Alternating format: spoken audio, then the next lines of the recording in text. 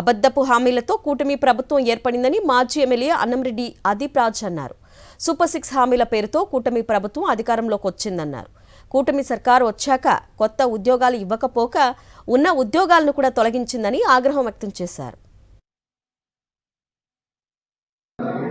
యువకుల తాలూకా ఓట్ బ్యాంక్ని వాళ్ళ వైపు మలుచుకోవడం కోసం అనేకమైనటువంటి అబద్ధపు హామీలు ఇచ్చారు.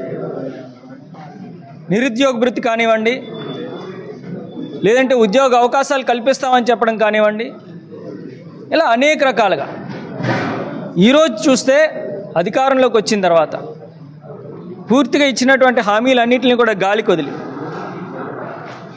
ఎక్కడా కొత్త ఉద్యోగాలు ఇవ్వడం కాదు కదా, ఉన్న ఉద్యోగాలు కూడా తీసేస్తున్నటువంటి పరిస్థితి. ఇవాళ ముఖ్యంగా వాలంటీర్లు సుమారుగా 2,50,000 మంది వాలంటీర్లు ఇవాళ రోడ్డున పడినటువంటి పరిస్థితులు చూసాం.